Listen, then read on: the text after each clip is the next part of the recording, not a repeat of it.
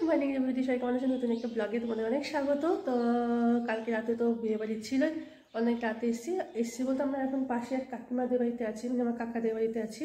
তো কালকে রাতে এখানেই ছিলাম, আর এখানে না প্রচণ্ড ঠান্ডা ঠান্ডা, তোমাকে কি বলবো আর কি।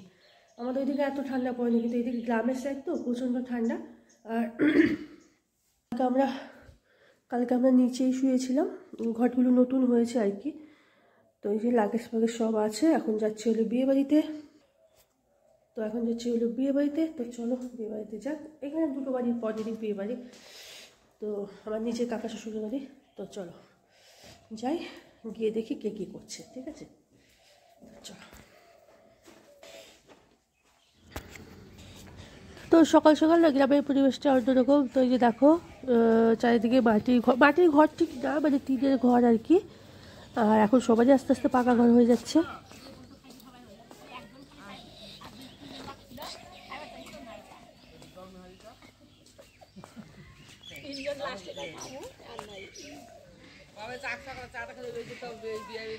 চা খাওয়া হয়ে গেছে, কাকিমা আমাদের সকালে চা খাওয়াই দিচ্ছে। শুইছো কেন? কালকে একদিন না শুনে কিছুই হয় না। আমার মাথা ব্যথা, শোনো, আমি তো আমার কাজ করা না করে, আমি কাজ না করে কি করবো? বিয়ে হয়েছে, কিচ্ছু করে না রেখে সব রয়েছে, সেখানে আমি আস্তে আস্তে সব করে নিয়েছি। আর কখনো কি আর তা করে নিয়েছি, কি করবো আমি শুতে পারি? শান্তি, বুঝলা? আমি মানে আমার শান্তি, কত রূপ, কি সুন্দর। আমার তোমরা আইছো তো, আমার ভাই বোন আইছে দুইটা তিনটা, ছেলে আইছে মাসি, ওই ছেলের পাঠাটা ছেলে না করে আমি যেতাম, ও আইছে যে বোনপুরে পাঠাইছে। চলো তোমাদের একটা জিনিস দেখিয়ে দিয়ে আসি। তো এই যে কাকিমাদের বাড়ির পেছনের দিকটাই আর কি, দেখো এই যে দুপাশে কত বড় ঝিল, তো তার মাঝখান দিয়ে রাস্তা। তো ওই রাস্তা ধরে কোথায় যাচ্ছি তো আশা করি তোমাদের খুব ভালো লাগবে। তো আর যেহেতু কালকে রাতে অনেক রাতে সবাই ঘুমিয়েছি, সেইভাবে বিয়েবাড়িতে এখন কেউ ওঠেইনি। তো চলো ততক্ষণ আমরা এই দিকটা ঘুরে আসি। আচ্ছা গিয়ে ধুয়ে দেবো মামা মায়।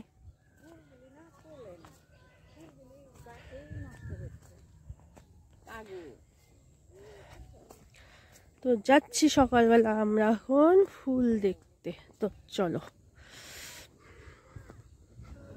তো এই যে চলেই এসছি, আর একটু গেলেই চলে আসবো। এই যে দেখো কি সুন্দর, চারিদিকটা পুরো হলুদ আর হলুদ, কি সুন্দর।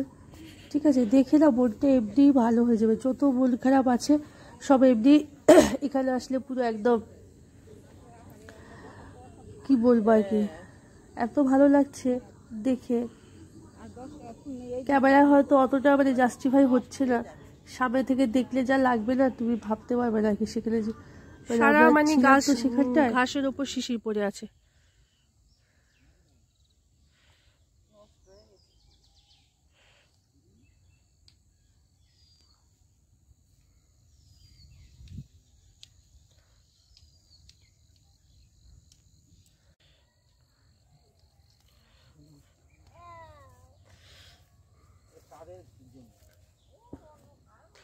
সবাই লেগে গেছে ফুল তুলতে, দারুণ লাগছে ফুল তুলতে। এবার আমার পালা, আমি তুলবো এখন ফুল।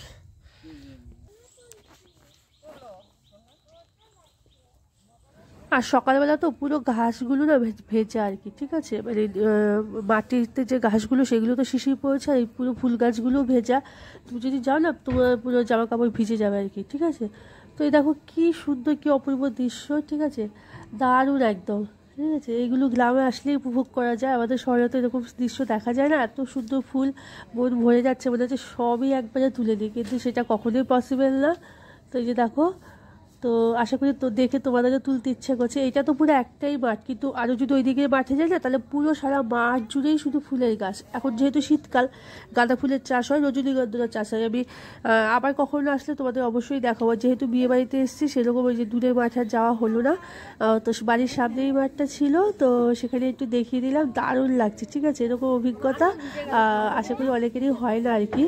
তো এই যে দেখো ফুল তুলে তুলে দিচ্ছি, এরা ওই আমার এক মামি বাড়িতে দিয়ে যাবে, আমরাও নিয়ে যাবো আর কি। তো আমরা যেহেতু দুদিন থাকবো, তো আমরা পরে নিয়ে যাবো তুলে।